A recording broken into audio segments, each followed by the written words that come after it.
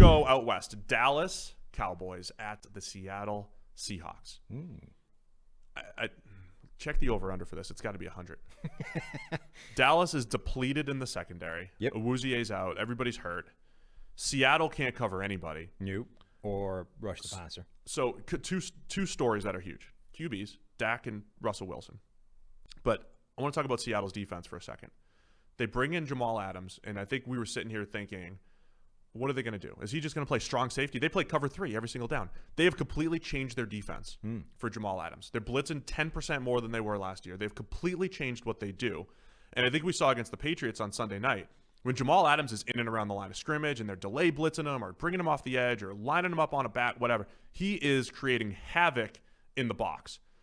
But then he also went and covered Julian Edelman. Like, whatever they're doing for the scheme, building around Jamal Adams, they're also putting themselves in mismatch disadvantages. So they need to figure that out, because it doesn't matter if he's blitzing 11 times a game and getting some pressure. Like, that's cool and all, but if you're going to give up 400 yards through the air, that's not going to work either. So Seattle's got to figure out defensively. I don't see either defense stopping the opposing offense. Seattle has no pass rush, 0. Jamal Adams is leading that defense in total pressures with 7, I think. Bruce Irvin is second with 4, and he just tore his knee. The next highest guy, I think, is Bobby Wagner with 3. Like, there's no defensive lineman is able to rush the passer on this team. The best play of L.J. Collier's career was the last play of the game against the Patriots, where he submarined Cam Newton and took him out in the run game. Yeah. But the guy, 0 pass rush. So they are using Jamal Adams as their primary pass rusher. They are scheming up linebackers to try and get favorable matchups on running backs, because that's the only pressure they're able to get on the quarterback. Like, at some point, you need to get something. Like, somebody on the defensive line needs to be able to win. There's one thing saying coverage is more important than pass rush, but if you don't have any pass rush, it doesn't matter how good your coverage is. Like, if the quarterback has all damn day to pass, he's going to find someone. Cam Newton had all day plus room to maneuver the pocket. That's the thing, right? There is literally no push. And to go back to our famous pass rush versus coverage debate, Baltimore did it 2 years ago. But Baltimore, and they said, we're going to get these great guys in the secondary. They have no horses up front. And they schemed up pressure. But they blitzed 50% of the time. And that's their scheme. That's what they do. They twist, they stunt, they blitz. They're using safeties like linebackers. Like, that's kind of what they do in Baltimore, and it's always been a part of their identity. This was going to be even more of a challenge for Seattle, because they've been a team that's been dependent on a 4-man rush. Their scheme was so good. When they had the Legion of Boom, they also had a great defensive line, right? So it's always been coverage and pass rush tied together in Seattle. Yeah. So now they have to play this different game. This isn't in their nature. I respect them trying. Like, it's, they're trying to scheme it up and blitzing 39% of the time. That's about 4th or 5th in the league. It's tough. And their coverage, and plus coverage is tough to predict. So when you have Quentin Dunbar back there, can he keep it up? The difference, it's a challenge. Yeah, the difference between, it's essentially a similar game plan to what the Ravens are doing, but for a different reason. Baltimore is, everything they're doing works in concert, right? They are throwing blitzes at teams at an insane rate, the second most in the league this year, first most in the league a year ago, but they're not taking resources out of the secondary to do it, right? They are rolling things and covering up the back end and getting, like, the right numbers are in the right place in the secondary so they're not exposed. Seattle is trying to do a similar thing for a similar reason, in terms of neither of them have great defensive linemen rushing the passer. Baltimore's way better this year than they were last season, but same origin point of the idea.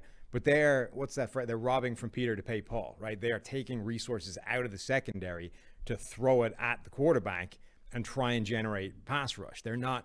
It's not working in concert. They're just taking resources out of the back end, throwing it at the front end, because there's nothing coming from the front end. And that doesn't work the same way as the Ravens defense does. Yeah, I mean, honestly, I think I mentioned the other day, Dallas fumbled 3 times, had a failed fake punt, and scored 40. Yeah. Both of these teams have played Atlanta so far. That'll help. They might both go over 40 again. Russell Wilson, number 2 graded quarterback so far. You got their group of playmakers with DK Metcalf, Tyler Lockett, David Moore, what he's done, fantastic. The difference in Seattle, I got to go on Seattle radio every week, and it's like, Russell Wilson, 140 passer rating. It's beating Rodgers, it's beating everybody. Why is he not number 1? I was like, the difference in Seattle this year is they're scheming up. For all the crap Brian Schottenheimer takes, they have so far a schemed up screen pass to Chris Carson, a wide open drag route for a touchdown. They've got a wide open pass in the flat to Chris Carson. So Russell Wilson is cooking, and he's grading well and all that stuff. And they're scheming it up and giving him free touchdowns too this year. Yeah. That's what makes this passing offense really dangerous. Wilson plus everything around him. And I think Dallas is starting to look like we expected, right? The 3 wide receivers that are tough to cover, especially if you're Seattle right now. I don't see how the defenses have a chance here. No, and the Seahawks still don't have anyone they trust covering the slot. I mean, Jamal Adams has been doing it at times. Like they're just stuck for ways to cover the slot. They don't have like a legitimate nickel bank that they trust to just go out there and play slot coverage. They're trying to, again, do it with scheme and do it with confusion. And you're now playing Dallas, who runs 3 deep with like top end receivers. Like who the hell is covering CeeDee Lamb or Michael Gallup or Amari Cooper in the slot, let alone out wide? Yeah. You're right. I think both these teams are going to go for, 1 million points or so. Yeah. Give or take. We're going to be at halftime. It'll be like 7-3. You know how it usually goes. Yeah. So Vegas has that at 5 as of right now. Seattle by 5 at home. I think there will be a lot of points scored. I think Dallas is going to keep it close. I don't think that's crazy. Seattle by a score or whatever. But man, Dallas and if they pull out the hypnotizer, you know what the difference might be here though? Pete Carroll's game management versus Mike McCarthy's game management. That'll be through interesting. 2 weeks. Mike McCarthy has made, in particular, 2 really good decisions. One worked, one didn't. Fourth down decision didn't work week 1 against the Rams. I mean, he's made more than that because they went for 2 fake punts. He's in that classic category of he's making the right decisions but the wrong execution half the time. Yeah, I'm more talking about just from like a... No, I get it. But like it's not just a binary thing, right? Yeah. Go for it, yes or no.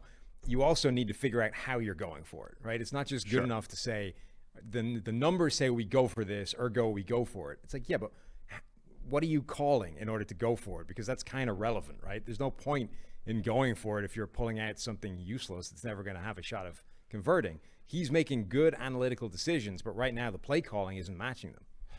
So I think it could come down to something like that. Going for 2 down 9, going for it on 4th down. You got 2 offenses getting after it. If Dallas is going to cover or win, I think it comes down to Mike McCarthy making one of those decisions, and it works out for him. I still like Seattle in this game, though. Same. You mentioned the hypnotizer. Just a little tease for people. Stick around to the end of the show because we got a little audio montage to play us out that features your hypnotizer. Sam is not on the audio visual team here. He's not technically there, but he has been working hard on this stuff.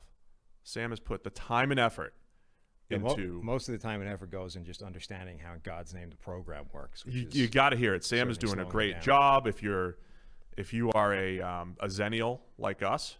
I thought we were... What were we... What was the thing I said?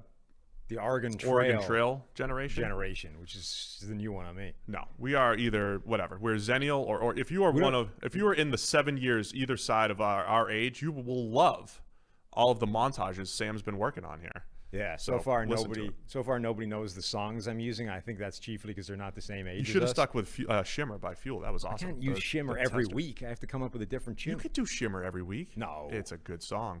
All right, we're both taking Seattle in this one. You want to get rid of me and get back to more great PFF YouTube content? All you have to do is push that button right there and subscribe. Thanks for watching.